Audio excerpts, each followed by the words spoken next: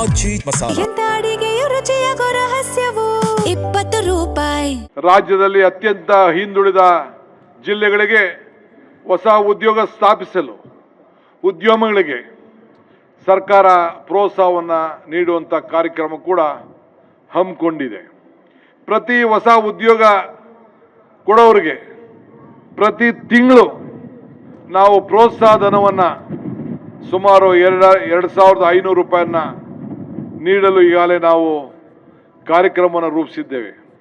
ಈ ಸೌಲಭ್ಯ ಮುಂದಿನ 2 ವರ್ಷವರೆಗೂ ಕೂಡ ಯಾರು ಉದ್ಯೋಗವನ್ನು ಸೃಷ್ಟಿ ಮಾಡ್ತೀರಿ ಆ ಎಲ್ಲ ಉದ್ಯಮಗಳಿಗೆ ಈ ಅವಕಾಶವನ್ನು ನಾವು ಕಲ್ಪಿಸ್ಕೊಡ್ತೇವೆ. ಇದರಿಂದ 1 ಲಕ್ಷ ಉದ್ಯೋಗಗಳಿಗೆ ಅನುಕೂಲ ಆಗ್ತದೆ.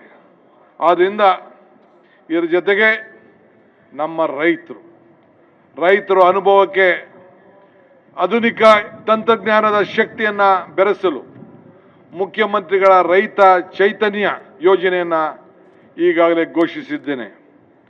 ಡ್ರೋನ್ ಮತ್ತು ಉಪಗ್ರಹಗಳ ಏನು ಈಗ ಹೊಸ ತಂತ್ರಜ್ಞಾನದಲ್ಲಿ ಉಪಗ್ರಹ ಚಿತ್ರಗಳ ಮೂಲಕ ಬೆಳೆ ವಿಮೆಯನ್ನು ಸಮೀಕ್ಷೆ ಮಾಡಿ ಈಗಾಗಲೇ ನಡೆಸಲಾಗುವುದು. ನೈಜ ಸಮಯ ಮಾಹಿತಿ ಆಧಾರದ ಮೇಲೆ ರೈತರ ಬೆಳೆಗೆ ಕೀಟ ಮತ್ತು ರೋಗದ ಬಾಧೆಗಳು ಹಾಗೂ ಮಾರುಕಟ್ಟೆಯ ಬಗ್ಗೆ ನಿಖರವಾದಂಥ ಮಾಹಿತಿಯನ್ನು ಈಗಾಗಲೇ ನೀಡಲು ಕಾರ್ಯಕ್ರಮವನ್ನು ಈಗಾಗಲೇ ನಾವು ರೂಪಿಸಿದ್ದೇವೆ. ರೈತ ಮಿತ್ರ ಇದೊಂದು ಹೊಸ ಯೋಜನೆ. ರೈತ ಮಿತ್ರ ಎಂಬ ಹೊಸ ಕಾರ್ಯಕ್ರಮ ಅಡಿಯಲ್ಲಿ ನಮ್ಮ ಸಣ್ಣ ರೈತರಿಗೆ ಕೃಷಿ ಯಂತ್ರಗಳನ್ನು ಬಾಡಿಗೆಗೆ ಪಡೆಯಲು ಅವಕಾಶವನ್ನು ಮಾಡಿಕೊಡಲಾಗುವುದು. ಟ್ರ್ಯಾಕ್ಟರ್ಗಳನ್ನು ಬಾಡಿಗೆಗೆ ಪಡೆದುಕೊಳ್ಳಬಹುದು.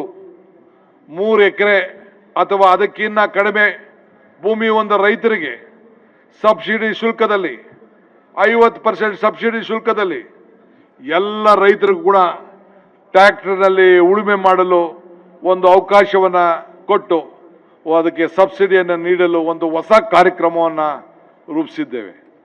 ರೈತನಿಗೆ ಆರ್ಥಿಕವಾದಂಥ ಶಕ್ತಿ ಕೊಡಬೇಕಾದ್ದು ನಮ್ಮ ಕರ್ತವ್ಯ. ಅವನ ಬದುಕಿನಲ್ಲಿ ಭಾಗಿಯಾಗಬೇಕಾದ್ದು ನಮ್ಮ ಸರ್ಕಾರದ ಕರ್ತವ್ಯ.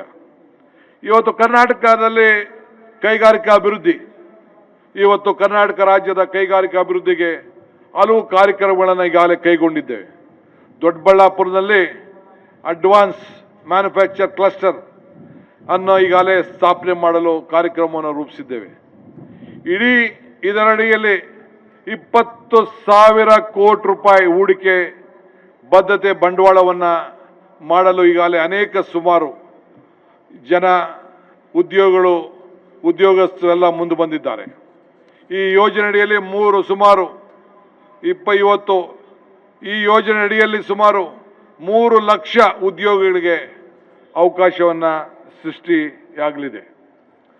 ಬ್ರ್ಯಾಂಡ್ ಬೆಂಗಳೂರು ಅಡಿಯಲ್ಲಿ 5 ಜಾಗತಿಕ ತಂತ್ರಜ್ಞಾನ ಕೇಂದ್ರಗಳನ್ನು ಈಗಾಗಲೇ ಬೆಂಗಳೂರು ಮಾದರಿಯಲ್ಲಿ ಹೊರಗಡೆ ನಮ್ಮ 2 ಟೈರ್ 3 ಟೈರ್ ಸಿಟಿಗಳಲ್ಲಿ ಈಗಾಗಲೇ ಕೇಂದ್ರಗಳಲ್ಲಿ ಗುಲ್ಬರ್ಗ, ಬೆಳಗಾಂ, ಹುಬ್ಳಿ, ಧಾರವಾಡ, ಮಂಗಳೂರು, ಮೈಸೂರಿನಲ್ಲಿ ಈಗಾಗಲೇ ಸ್ಥಾಪನೆ ಮಾಡಬೇಕು ಅಂತೇಳಿ ಹೊಸ ಕಾರ್ಯಕ್ರಮಗಳನ್ನು ರೂಪಿಸಿದ್ದೇವೆ.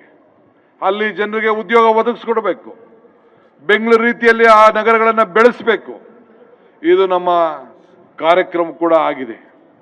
ಗ್ರಾಮೀಣ ವಿದ್ಯಾರ್ಥಿಗಳಿಗೆ ಒಂದು ಹೊಸ ಸಹಾಯ ಹಸ್ತ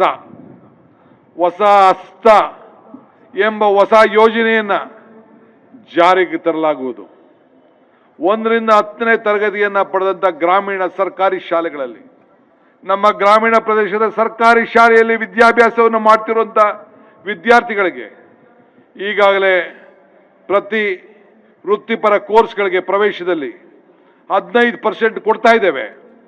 ಆದರೆ ನಾವು ಗ್ರಾಮೀಣ ಶಾಲೆಗಳಲ್ಲಿ ಅಂದರೆ ಗೌರ್ಮೆಂಟ್ ಶಾಲೆಗಳಲ್ಲಿ ಯಾರ್ಯಾರು ವಿದ್ಯಾಭ್ಯಾಸವನ್ನು ಮಾಡ್ತಾ ಇದ್ದಾರೆ ಅದರಲ್ಲಿ 7.5% ಮೀಸಲಾತಿಯನ್ನು ನೀಡಲು ಈಗಾಗಲೇ ಸರ್ಕಾರ ತೀರ್ಮಾನವನ್ನು ಮಾಡಿದೆ. ಇದರ ಮೂಲಕ ನಮ್ಮ ಸರ್ಕಾರಿ ಶಾಲೆಯಲ್ಲಿ ಓದುವಂಥ ನಮ್ಮ ಮಕ್ಕಳು ವೈದ್ಯಕೀಯ, ಇಂಜಿನಿಯರ್ ಸೇರಿದಂತೆ ಅನೇಕ ಗುಣಮಟ್ಟ ವೃತ್ತಿಪರ ಉನ್ನತ ಶಿಕ್ಷಣಕ್ಕೆ ಬಾಗಿಲನ್ನು ನಾವೀಗಾಗಲೇ ತೆರೆದಿದ್ದೇವೆ. ಇದು ಒಂದು ನಮ್ಮ ಸರ್ಕಾರಿ ಶಾಲೆಗಳಲ್ಲಿ ಓದ್ತಿರುವಂಥ ಗ್ರಾಮೀಣ ಮಕ್ಕಳಿಗೆ ಒಂದು ಸುವರ್ಣವಾದಂಥ ಅವಕಾಶ. ರಾಜ್ಯದ ಪ್ರತಿಯೊಂದು ಪಟ್ಟಣ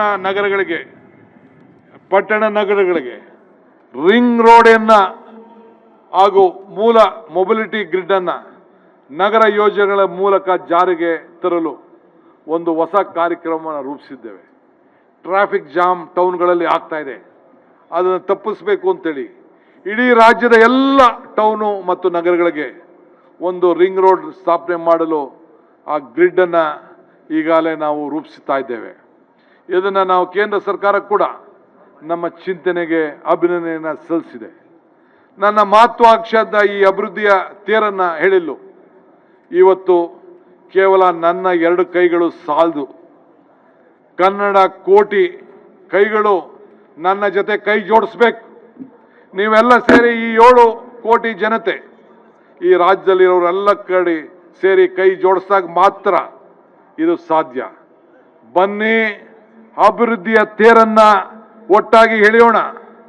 ನನ್ನ ನಂಬಿ ಇಲ್ಲಿವರೆಗೂ ಕರೆತಂದು ನಾಡಿನ ಜನತೆಗೆ ಇವತ್ತು ನಾನು ಸಾಕ್ಷಿಗುಡ್ಡೆ ಉಳಿಸಲು ನೀವು ನನಗೆ ಶಕ್ತಿಯನ್ನು ತುಂಬಬೇಕು ಅಂಥೇಳಿ ತಮ್ಮಲ್ಲಿ ನಾನು ಪ್ರಾರ್ಥನೆ ಮಾಡ್ತಾ ಇದ್ದೇನೆ. ನಾನು ಸಾಕ್ಷಿ ಗುಡ್ಡೆಯನ್ನು ಖಂಡಿತ ಉಳಿಸ್ತೇನೆ. ಕೊನೆಯದಾಗಿ ವಿಶ್ವಮಾನದ ಸಂದೇಶ ಕುವೆಂಪುರವರ ಅನಿಕೇತನದ ಸಾಲುಗಳನ್ನು ನೆನಪಿಸಿಕೊಳ್ಳುತ್ತೇನೆ. 100 ಮತದ ಹೊಟ್ಟ ತೂರಿ ಎಲ್ಲ ತತ್ವದ ಹೆಲೆ ಮೀರಿ ನಿರ್ಗಂಧವಾಗಿರಿ ಹೇರಿ ಓ ನನ್ನ ಚೇತನ ಹಾಗೂ ನಿನ್ನ ಅನಿಕೇತನ. ಈ ಮಾತುಗಳನ್ನು ಕನ್ನಡ ಮಣಿದ ಮೌಲ್ಯಗಳಾಗಿವೆ. ಈ ಮೌಲ್ಯಗಳನ್ನು ನಮ್ಮ ನಿತ್ಯದ ಬದುಕಿನಲ್ಲಿ ನಾವೆಲ್ಲರೂ ಕೂಡ ಪಾಲಿಸೋಣ. ಮಾನವನ ಧರ್ಮಕ್ಕೆ ಜಯವಾಗಲಿ. ಜೈ ಹಿಂದ್, ಜೈ ಕರ್ನಾಟಕ, ಜೈ ಭಾರತ್. ಎಲ್ಲರಿಗೂ ನಮಸ್ಕಾರ.